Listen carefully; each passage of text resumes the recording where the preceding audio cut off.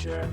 There are no people in the future. No people at all. There are no people in the future. Where did all my people go? There are no people in the future. Let me try my people call.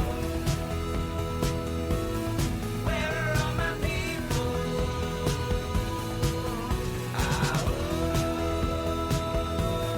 Where are all my people? I guess I'll fly away now. Hey, everybody, welcome. Yes, it's the Wednesday of February. It is Wednesday, February 9th, 2022. Welcome to another episode of the Wednesday Show with Cyril Mychalejko. Cyril's a progressive columnist for the Bucks County Courier Times, the Intelligencer, and now the Bucks County Beacon. Yes, indeed. This show joins Out to Coop Live, our Monday evening interview show, and our Friday politics roundup, where we break down the good, the bad, and the ugly in state and national politics. You can get all our shows by subscribing to our podcast on Podbean, iTunes, Spotify, or wherever you get your podcasts. You should also sign up for Cyril's newsletter on Substack. That's cyrilmychalejko.substack.com. The link for that will be in the show notes. And you can help support this show right now by becoming a patron for as little as $5 a month. Head on over to patreon.com/rcpress and show your support for little independent media here. You can also help out the show by heading over to our YouTube channel if you're not there already. Smash that subscribe button, like the stream for the show, and hit that notification bell so you know every time that we go live. Make sure to join our Discord server to continue the conversation all week long. Just click on the link in today's show notes too as well. We got some great exchange that are going on there about some of the books everybody's reading, which is pretty cool. And a special shout out goes to Jonathan Mann, who wrote our new intro song, There Are No People in the Future. Check out all his great stuff on his YouTube page and follow him on Twitter at @SongADayMan. That's @SongADayMan on Twitter. Well, on this week's show, we're going to catch up with Cyril about his latest article in the Bucks County Courier Times. That's Combat the Climate Crisis Before There's Nothing to Build Back. And we're going to hear about his new gig with the recently launched Bucks County Beacon. Yes, indeed. His first weekly column just dropped this past Friday, in which he sounded the call for progressive independent media in Bucks County. We'll also take a look at what's happening with his newsletter and get a sneak peek into some of the things he's working on. Good morning, Cyril. How you doing? I'm doing good, Kevin. How are you? Pretty good. I can't decide whether I'm cold or warm today, but other than that, it's pretty good. We had a little snow this morning, which turned to rain. Good old solid kind of Bucks County, Pennsylvania, February, I guess. So, but other than that, yeah, exactly. There we go.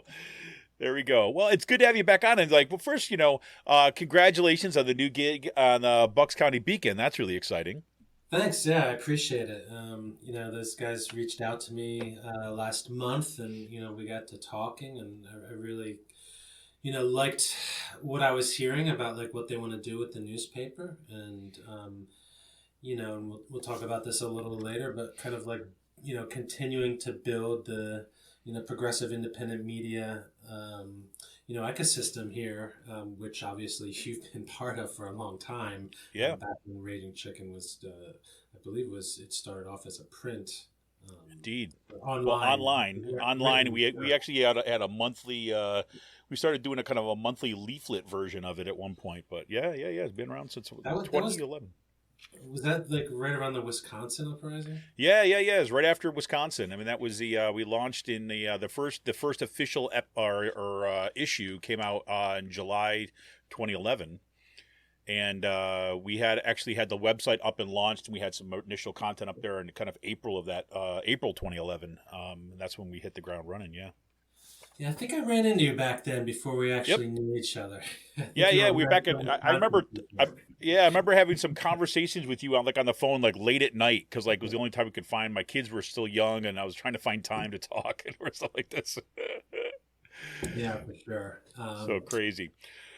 Well, I got to say, so we'll talk about that piece in a little bit. I want to get to your latest column in the Bucks County Courier Times, the Intelligencer. It's called "Combat the Climate Crisis Before There's Nothing Left to Build Back." And I got to say, it's probably one of the more hopeful columns that I've read of yours in a while. You got a little bit of optimism kind of built into this one. I like it. Yeah. I thought I'd try that. Try that on for a change. Step away from the doom and gloom that is like the far right kind of flooding Bucks County with their kind of toxic bile. But yeah, obviously, we can't. Climate change is something that's not reported on often enough. Period. Right. And, I would do it more if I had more column space more frequently. Now I'm going to have more, more with the Beacon, so that kind of like frees my hands to do, multiple other things that are always like on the back of my mind. Right. But yeah, the future does not look bright unless we start to do something about this now. And unfortunately, you got to give Biden credit. Like, he really went big with this Build Back Better bill with how it approaches climate change. It's Right. not perfect, right? But it's pretty transformational. And that's what we need, right? We need to transform the economy, move it away from a fossil fuel economy into a more sustainable, renewable energy economy. And, unfortunately, because of like the dysfunction of, the Senate, specifically, I guess that would be Manchin and Sinema. Yep. This bill got stalled. Never mind the fact that, like, how can Republicans not recognize that, like, we need to build up our infrastructure and deal with the climate crisis? Well, here's something. This is the one thing that, I think if we break this down into kind of these two, I don't know, arenas, right? On the one hand, like, you lead this column, like, you're talking about this poll that came out by Yale and George Mason University, showing that about 2/3 of Americans across the political spectrum recognize the climate change as a national emergency. An overwhelming majority support policies that incentivize and transition to a clean energy economy and reduce industrial pollution. So what's significant, I think, about those poll numbers is that these are people recognized as a national emergency, not just kind of like an issue, right? And that it's pressing, so that there's a sense that there's a real kind of important coming to kind of consciousness, at least, away from the denialism, right? So you've kind of got that happening kind of among the population as a whole, but then you've got what's happening in official politics, whether we're talking at the statewide level or we're talking about the national level, where they're just nowhere near having the same kind of crisis response to climate. And they're treating it like just any other partisan political football, when we're talking about the kind of the livelihood of our futures. That seems to be kind of like the divide, and where that goes from here, I'm not quite sure. Yeah, I think it underscores the importance of having, a climate justice movement out in the streets, kind of organizing, making noise, because we can't leave it to politicians. We can't leave them to their own devices to kind of Right. like, make the necessary changes that are going to, keep the planet from just, reaching some kind of like, collapse or some dystopian future. Even the Pentagon's planning for it, right? Like, they're planning for like these huge storms, these droughts, these great migrations, these resource wars, not over like oil like it used to be, but over like drinking water, right? Like drinking water. Yep. And borders, right? Yeah. Whether or not, what's going to happen to our borders at this point, So, yeah. So I talked to, what I wanted to try to do is just kind of like take this like global national issue and then localize it a bit. So I talked to a couple local folks. Helen Ty, who's great, ex-state rep, also longtime environmental advocate, and the conservation voters of Pennsylvania, who are actually actively like working on trying to get a standalone Build Back Better climate bill, through the Senate. And if you, Molly Parson, who I spoke with, like, she broke it down pretty good. Like, if one way to depoliticize is just like ask people, like, do you want your kids to breathe like clean air, right? Do you want to have like them to drink clean, healthy water. And if you look at what's happening in, Pennsylvania, we have neither, right? Like Pennsylvania ranks 47th nationally in air quality. And according to the American Lung Association, it gets an F in ozone pollution, the worst in the Philadelphia metropolitan area. And then, I was kind of like doing my research and, came across like the Pennsylvania Department of Environmental Protection's report from just last month that said the state's waterways are getting more polluted and more unsafe for drinking, recreation, and wildlife. Right. And never mind that there's schools that still have like lead contaminated drinking water. Well, this is what killed me that you say in there too, like this about this Lancaster Fox, Fox 43 revealed in August that hundreds of Pennsylvania schools have lead contaminated drinking water thanks to lead pipes. I mean, you're thinking about lead, which does damage with the ability to learn, is polluting the schools in the region. I mean, that's freaking insane to me. You would think that this would be like a no-brainer, and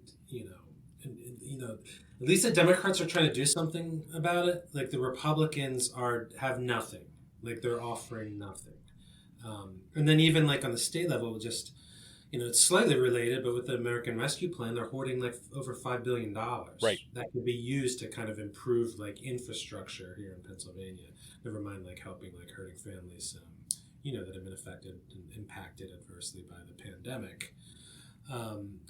So, yeah, I mean, like people need to, I don't know. I mean, you need to call your senators and your lawmakers, and at some point we need to start making some noise, right? If they're not going to pass something, and if they don't get something done before the midterms, like who knows which way the elections are going to turn. I'm pretty worried about that. 100%, yeah. Well, and I'm reminded, not to force us down into the kind of the doom and gloom pathway after such a kind of hopeful beginning, right?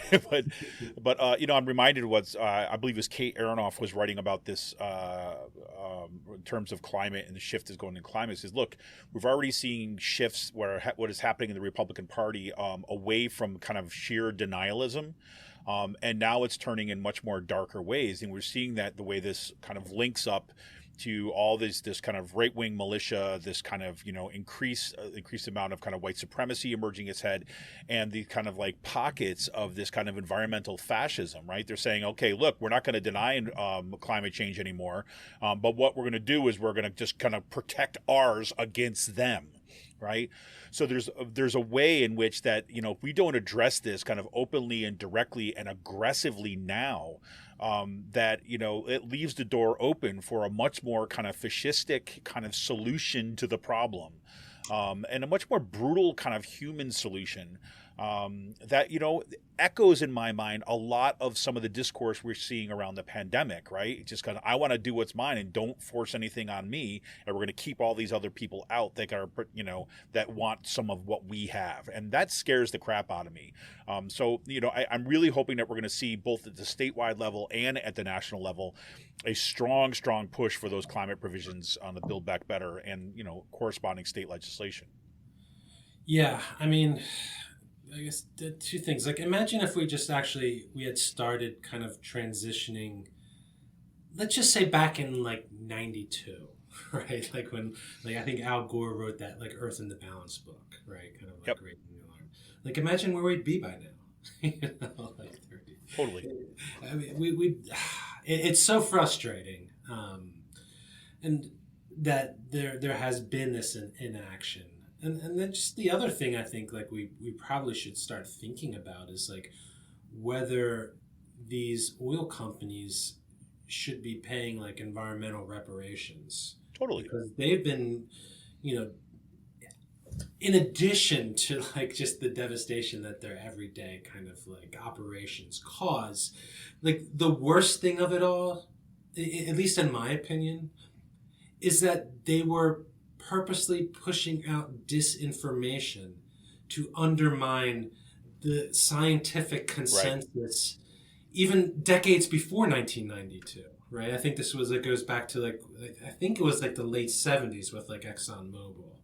Um, and the fact that they were doing that, I think that had long-term kind of harms, not just for the environment, but for the political conversation, which kind of has led us to the deadlock that we're dealing with now.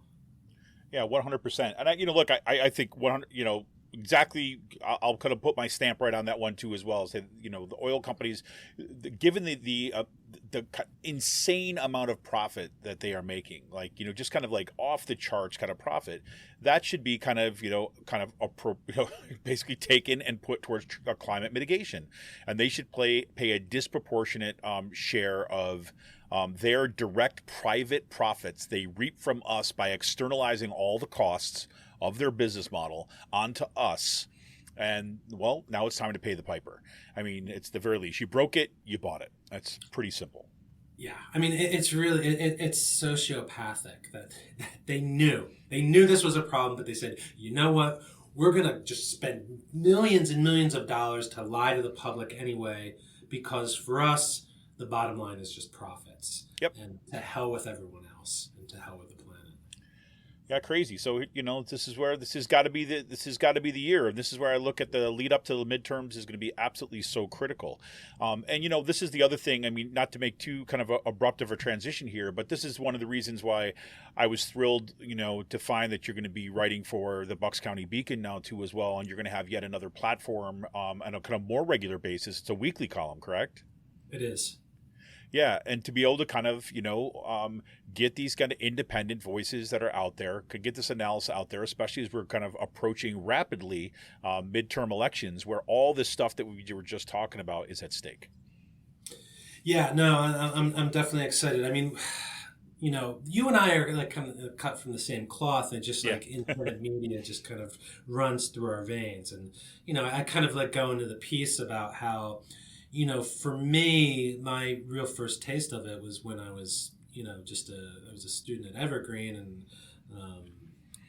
I was starting there in January, and at that time, that's when there was the, 5-day anti-WTO protests in Seattle, and that's where like the Indie Media Online was born, using open source software. And what started it as just an independent media center in Seattle, which empowered independent journalists and media activists to report from on the ground and counter the kind of like misinformation, and I think at times disinformation, because it was kind of done on purpose, reporting around, the makeup of who the protesters were, what they were advocating, never mind like the just police violence, right? I mean, there's just like the martial law was declared. There was like an 8 p.m. curfew. They were firing rubber bullets and tear gas indiscriminately. And this was like 80,000 people, from like the Alliance of Retired Americans, the ARA, to the campesinas from like Central America, to like local students, to turtles and Teamsters, right? This was just like all of civil society was represented here. And for me, that it was just, I was just getting my feet wet with politics. It was just like a profound like impact on me. It was just, I by no means was some kind of like seasoned activist like involved. I was like a student who wanted to learn more and knew like this is something I should be involved in. But with the indie media, I mean, what it did effectively was just kind of like show the mainstream media's shortcomings and biases. And, if I'm sure like a lot of folks have read like Manufacturing Consent by like Chomsky and Herman, but just kind of like, it's the same, how that was covered is just like a reflection of like their thesis, with like the commercial and just kind of like status quo biases built in to these media outlets, never mind like some of it being like subconscious with how, they treat and portray people that look to disrupt the status quo. Well, and I remember, the IMC, like the Independent Media Center that came, again, what you exactly were talking about. I remember how transformational that was, right? To be able to have a site to go to. And I remember working on, because, I lived in DC at the time, And I remember kind of like submitting to and reading like the DC IMC, but also what was happening from Seattle, and finding that, you know, there were these activists that basically said, okay, look, one of our problems is to be able to kind of get the story out in an unfiltered way, and in a way that kind of captures the actual reasons why people are kind of out there protesting, and to give the analysis and the kind of perspective from the activists themselves. And so the IMC was a place where those voices came out, and it was a like a breath of fresh air, because, you know, again, we know how important video, like cell phones, have become in the Black Lives Matter movement now, for example. And back then it was like camcorders and people uploading video of, like, you know, streaming video, what we would call it now, right? Streaming video of what actually happened at a particular protest. So you'd have these police statements would come out, and then you'd have newspaper coverage that would, of course, listen to the police and reprint what they were saying. And yet you had this counter narrative that was there for everyone to see, of actual footage of what actually happened, and that would kind of get loaded to the IMC. And that was, you know, again, that's the power of that independent media, is to be able to say, hey, look, they're not covering the whole story. They say they are, but they're not. Just look, they're making these claims. It turns out, look, they lied. You can see it for yourself. And then communities were born out of that. And there's a way that was also for people to find each other, right? And to build community around those sites too. It was extraordinary. Yeah, no, absolutely. I mean, there was the Philly IMs. I mean, they were all over the place. Like every city, even smaller cities in the U.S., Central, South America, Asia, Russia, everywhere. But I mean, in Philly, you know, they covered like the Republican National Convention in like 2000, and I was kind of like involved with that as well. But yeah, and like you said, like it not only like democratizes like who is the media, but it democratized who's covered or who's interviewed, right? Because like one of the things is just like time and again, and this still happens, is just that the, you know, critical voices or activist voices or advocate voices, you know, they're often just either completely disregarded, or there's just like the balance is unequal, right? Yep. And so, you know, that was a problem with, you know, that's part of the reason why we got like NAFTA and the WTO, is because they weren't talking to like workers or farmers or environmentalists, where, you know, who were going to be like most impacted by these trade agreements. They were talking to the CEOs and their politicians, right? Just kind of like pushing their narrative. And, you know, this is something that I think like that experience in Seattle, that kind of led me to kind of, you know, be part of like Upside Down World, which was like a huge part of my life for over like a dozen years, where I was part of the editorial collective of an online magazine covering politics and activism in Latin America, which was completely grassroots, reader funded, with writers, translators, you know, photographers, editors, you know, from Canada down to Bolivia. And actually, like, you know, we've had people that, you know, are from other parts of the world, like my friend Hannah, who I highlighted on Mina Progressive. Yep. She's actually from Sweden, but did some solidarity work in Bolivia and Ecuador, and actually wrote and reported for us. And building that community is just like another, like what you said, what you just said, like it's just so important. And that's why I'm excited about kind of, you know, being part of the Beacon, because I think there's the potential that, you know, the Beacon, along with like what you're doing with Raging Chicken and the Kano Show, and then just kind of like building on top of what all these other folks have already been doing for years, you know, with like Rise Up and Bucks County Anti-Racism Coalition. You know, we need to grow bigger. We need to become stronger. We need to tell our own stories and make sure these stories get heard to as broad of an audience as possible. 100%. And I know this is something that's been kind of an increasing theme on Out to Coop Live and on our Friday show. And you and I have talked about this too as well, about the need to build out, say, a Bucks County wide kind of coalition. We've talked about it in terms of, we had Amy Connect on again this past Friday. She was my guest co-host for this Friday's Politics Roundup, and we talked about that too as well, about those needs to kind of connect.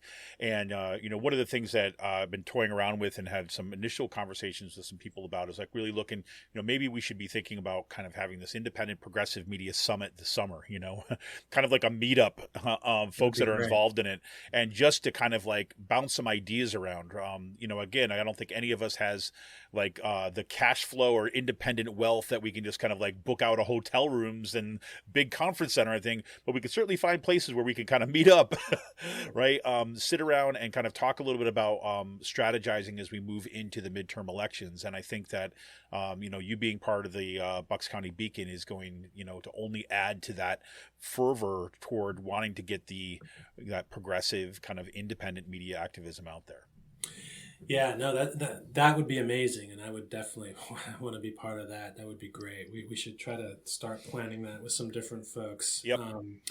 Yeah, and we want to cover like a lot of the stories as well. Like I'll have my column, but just they have Linda Lee, who's like a former New York Times reporter. She's been covering local issues. She just had a piece about the debate over the gun show in Newtown that one of Jim Worthington's properties will potentially host if it actually goes through.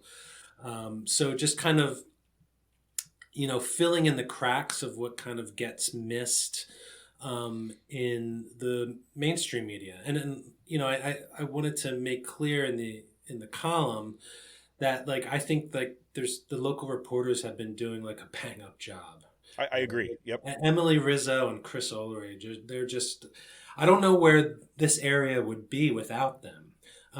The problem is like we can't clone like 5 or 6 more copies of them and staff them because with everything that's happening in Bucks County, the two of them couldn't possibly cover everything, right? And so that's like where your podcast comes in, where my column and now working with the Beacon comes in, just kind of like building on that, because like information is power, right?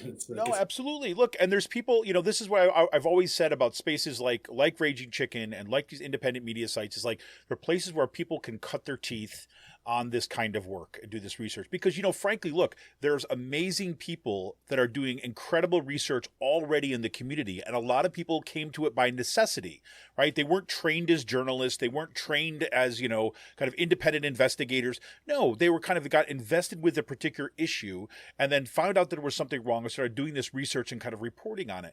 And so where do you go with that? How do you develop that? And I think that's the role in so many ways of the kind of, this kind of broader independent kind of media infrastructure where people are kind of getting some of the training, cutting their teeth on that work. And ideally, it's a space to kind of develop those skills and to bolster the work that is happening, in the quote unquote mainstream press, local press. So, I mean, that's, I've always thought about that, but like that, because, if you had Chris Ullery, imagine if he had 2 or 3 understudies, so to speak, right? Yeah. Where they would be in training because they wanted to build those skills out, and that's something to work for, certainly, but it's not something we have now. So people need to have a place and have places where they can actually do that work, right? Where they can see what it's like and develop those skills so that we make sure we're not waiting around for what do they call it? The man in the white hat to come and save the day, so to speak. Yeah, it's about kind of like growing that culture, right? Where like people want to kind of get engaged and get involved with this, and we both started when we were much younger than we are now, so we need some new blood in here as well to help us out. And we still got a long way to go. Don't get me wrong. No, exactly. So, it had such a profound impact on my life. Just kind of doing that kind of activism in media, and you see a lot of the kids are really clued in here in Bucks County, and like you said, we already have so many talented activists and writers. You had one really amazing writer on who's also a teacher, Diane Lagerman. She's freaking incredible. Yeah. Yeah. And so we just need, the main thing is just we need to make sure that everyone kind of like buys in, right? Because it only works if everyone's involved and everyone's kind of supporting it, no matter, how little, right?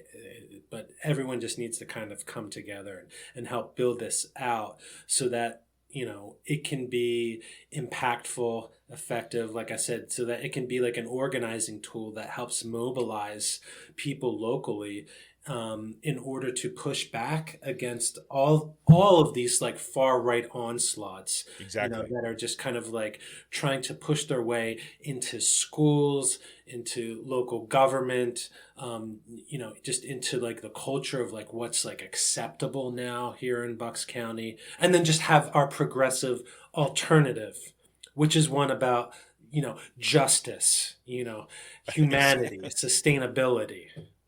About All those taking care of each controversial. other too. I Yeah, mean, yeah, really basic stuff, right? yeah. All those controversial, ideas. No, 100%. Well, listen, man. I'm thrilled about that. I'm looking forward to, and I think that we just got to make this happen this summer. Kind of get some folks from the independent media scene, progressive media scene, some activists to kind of together, to see which ways that we can start kind of building in a much more kind of like conscious, and conscious manner moving forward. I think that sounds like the direction we need to be going. So, Absolutely. hey, so what do you got kind of in the hopper? What are some of the things that you're working on? Kind of what are we expecting in the weeks to come? Okay. First, I just want to I want to plug my latest newsletter just because there's some like good stuff in there.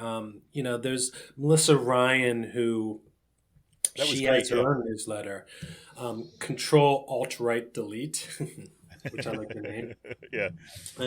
and she gives some like basic ideas about tracking far right activity, in your community.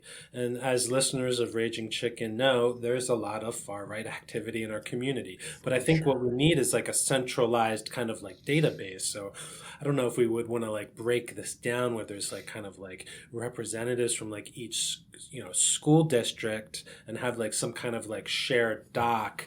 But that's a conversation that like maybe we should have, possibly, with some folks on the podcast in Yep. another column, etc. But she gives you like a good, it's like a broad brushstroke of some just like simple things that we can do to kind of document this, because it's important to kind of like have this kind of information centralized, readily available, not only for ourselves but for like outside media when we want to kind of like have people continue to shine a light on what's happening here. Yeah.